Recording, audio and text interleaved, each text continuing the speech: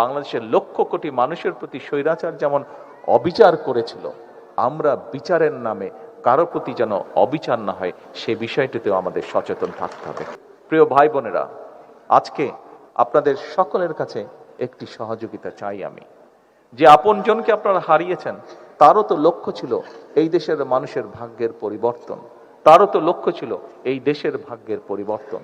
আপনি যে এই মানুষটি নিজে ক্ষতিগ্রস্ত হয়েছেন কোনো না কোনো ভাবে, তারও তো লক্ষ্য ছিল এই দেশের মানুষের ভাগ্যের পরিবর্তন, এই দেশের মানুষের রাজনৈতিক এবং অর্থনৈতিক অধিকার প্রতিষ্ঠিত করা।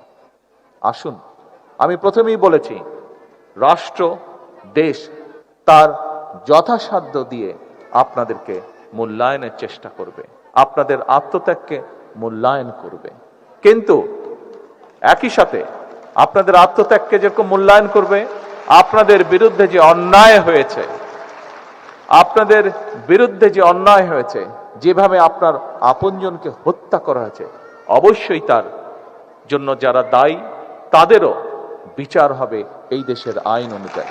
তবে এবং আপনারা দেখেছেন এখানে এই মঞ্চ থেকে আপনাদের জানা আছে, তারপরেও আপনাদেরকে স্মরণ করে দেওয়ার জন্য স্বরাষ্ট্রমন্ত্রী উনি উল্লেখ করেছেন এরই ভিতরে কতগুলো বিচার কার্য সম্পন্ন হয়েছে, লোয়ার কোর্টে বিচার কার্য সম্পন্ন হয়েছে।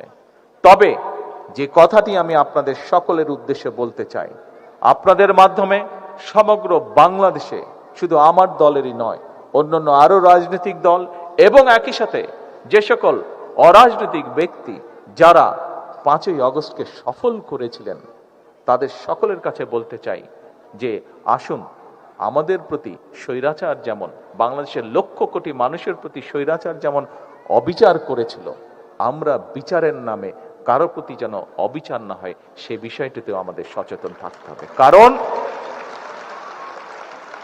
কারণ যে আপনজনকে আপনি হারিয়েছেন, সে যদি দেখতে পারে আজকে যে তার বিচারের, তার প্রতি যে অন্যায় হয়েছে, সেই অন্যায়ের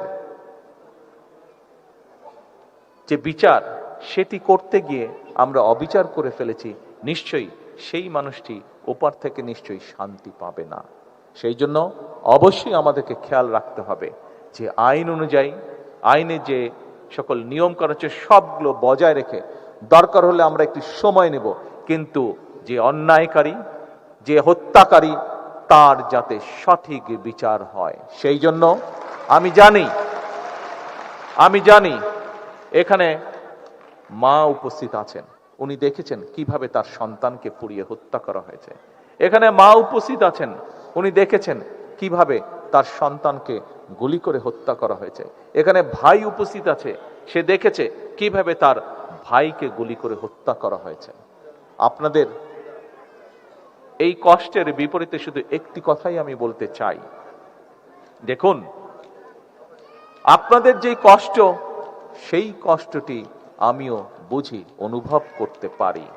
যে শারীরিকভাবে নির্যাতিত হয়েছেন, যেই নির্যাতনের কষ্ট আপনাদেরকে এখনো স্বৈরাচারের সময় থেকে শুরু করে 5ই আগস্টে জুলাই আন্দোলনে অনেকেই, বহু হাজারো লক্ষ মানুষ শারীরিক নির্যাতনের শিকার হয়েছেন, সেই নির্যাতনের যে কষ্ট আপনাদেরকে এখনো ভোগ করে বেড়াতে হচ্ছে, সেরকম শারীরিক কষ্ট বলুন, মানসিক কষ্ট বলুন, প্রত্যেকটি কিন্তু আমাকেও ব্যক্তি হিসাবে ভোগ করতে হচ্ছে বা আমাকেও বয়ে বেড়াতে হচ্ছে।